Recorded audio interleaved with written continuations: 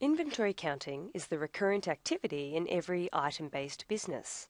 SAP Business One 9.0 has a new end-to-end inventory counting process to provide a dynamic way for counting and posting stock quantity differences and to view the counting and corresponding posting records. Jason Butler from OEC Computers would like to set up an annual inventory cycle count for selected items for his company.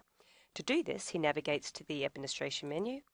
He selects Setup, Inventory, and Inventory Cycles. Here he is able to set up his inventory cycle, but first he needs to define a cycle code. To define the frequency of the cycle count, Jason selects Annually as a sequence. The system automatically suggests a date and time for the start of the cycle count. And now we can add this setup to the system. The next step is to define which warehouse and item group will be included in the cycle count. To do this, Jason navigates to the cycle count determination window. He then selects his warehouse that he would like to include in his cycle count, Warehouse 1, and then he selects the item groups that he would like to count, such as rainbow printers, and then assigns a cycle code next to the item group. He then clicks on the Alert checkbox. By assigning an alert against the item group set up for the cycle count, the person responsible will receive an alert in their message inbox if it is time for an inventory count.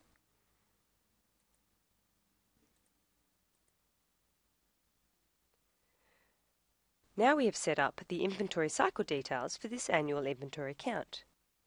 Jason has subsequently received a notification in his inbox that an inventory count is due.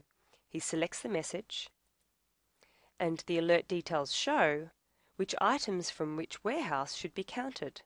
Jason is able to pick up a task by selecting the items to prepare for counting, and then clicks on Inventory Counting.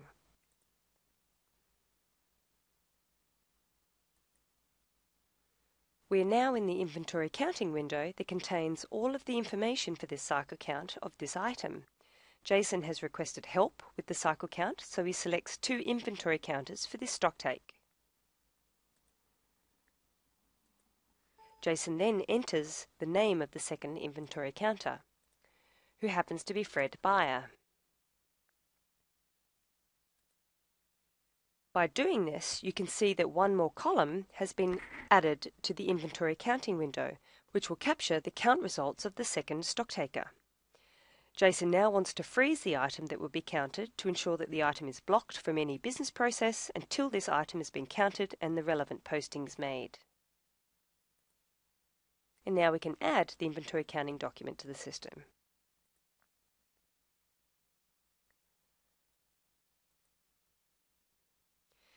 Now the inventory counting document is ready, it can be printed out for the stock takers to fill out accordingly.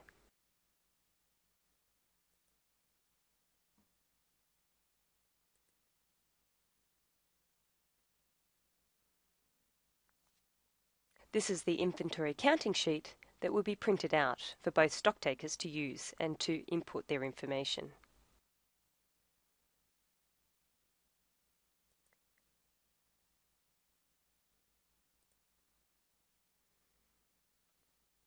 The cycle count has now taken place and the results now have to be entered into the inventory counting document.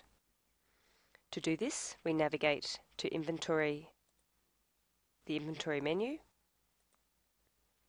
Inventory Transactions, Inventory Counting Transactions, and we select Inventory Counting. We then navigate to the last record that we created.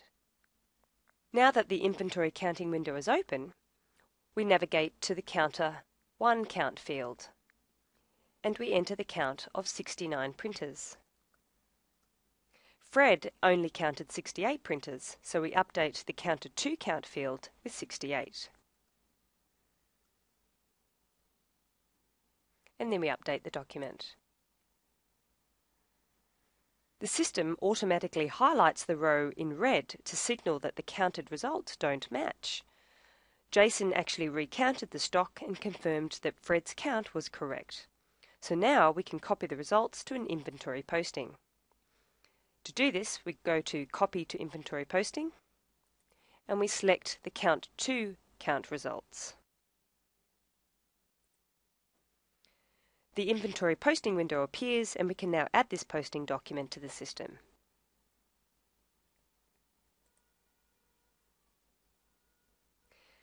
Given that the printers are serial managed items, we have to select a serial number for the 2 missing printers to be posted to the system. So we do this by selecting from the available serial numbers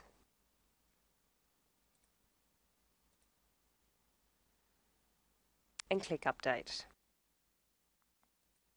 and then OK. Now we can add the inventory posting to the system, which finalises this inventory counting process.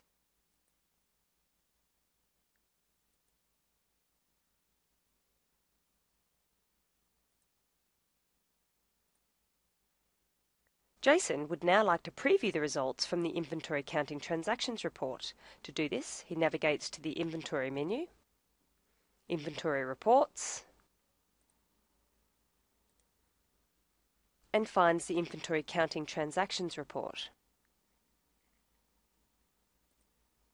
The Selection Criteria window offers many parameters that you can filter by. In this case, we will use the default parameters and click OK. You can see from this report what has been counted, when and where it was counted, and the actual variance result. The key benefits to this new end-to-end stock counting process in SAP Business One 9.0 is that it provides greater reporting accuracy for overall inventory management and supports a much more dynamic and transparent counting and inventory posting process. The whole process is much more flexible, from setting up count cycles to posting corrections of stocktake records.